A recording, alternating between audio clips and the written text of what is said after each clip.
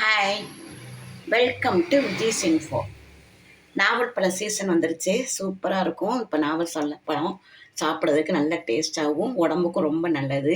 இந்த நாவல் பழத்தை மட்டும் நம்ம சும்மா அப்படியே சாப்பிடாமல் இதில் ஒரு சர்பத்து செய்யலாம். இதுக்கு நம்ம இந்த பழத்தை எடுத்து வெறும் சதையை மட்டும் நம்ம எடுத்துக்கலாம். உள்ள கொட்டையை எடுத்துருவோம்.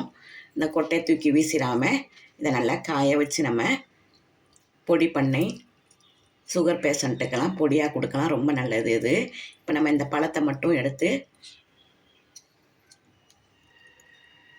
இது கூட சேர்ந்து நம்ம பாதாம் பிசன் கொஞ்சம் எடுத்து வச்சுருக்கேன்.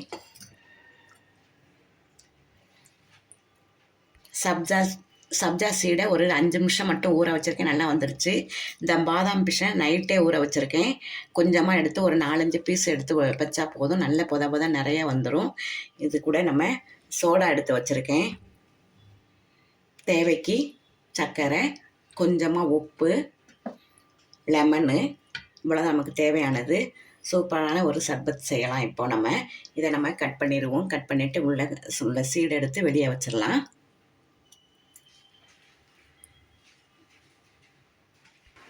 இப்போ நம்ம நாவல் பழத்தில் உள்ள கொட்டை எடுத்துட்டு இதை நம்ம அரைச்சிடலாம். பாருங்கள், நல்ல நாவல் பழத்தை அரைச்சிட்டு வந்துட்டோம். இப்போ நம்ம இதில் சர்பத்து செய்யலாம். சூப்பரான சர்பத்து ரெடி ஆயிரும். பர்பிள் கலரில் நல்ல இன்ட்ரெஸ்டான கலராக சூப்பராக இருக்கும். குழந்தைங்களாம் விரும்பி சாப்பிட்ற மாதிரி கலராக இருக்கும். இப்போ நம்ம எப்படி செய்யலான்னு பார்க்கலாம். சர்பத் இப்போ நம்ம ஐஸ் க்யூப் 2 போட்டுக்கலாம். அதில்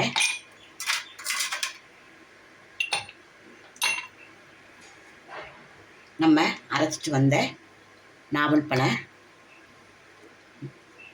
அரைச்சிட்டு வச்சுருக்கோம். நாவல் பழம் ஜூஸ் இதில் போட்டுடலாம்.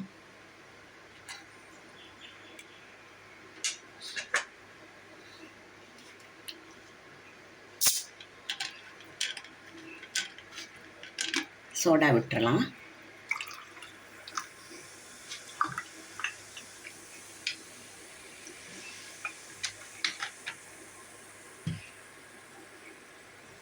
இதிலே கொஞ்சம் சப்ஜா சீடு நல்லா ஊற வச்சுருக்கோம். அதையும் போட்டுடலாம்.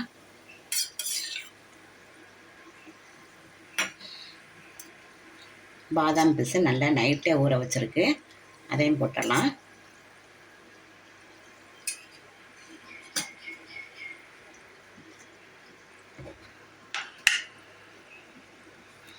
வெள்ளை சர்க்கரைக்கு பதிலாக நான் நாட்டு சர்க்கரை சேர்க்குறேன்.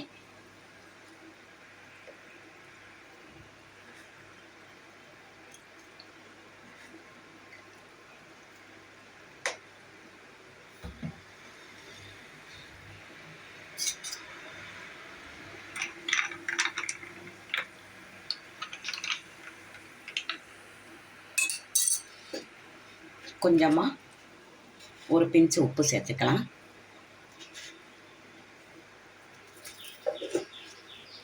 சூப்பரான நாவல் பழ சர்பத் ரெடி ஆகிடுச்சு பாருங்கள். நல்ல டேஸ்ட்டாகவும் இருக்கும். நல்ல புது மாதிரியாக நம்ம குடித்த மாதிரி இருக்கும். இந்த வெயில் காலத்துக்கு ரொம்ப நல்லது.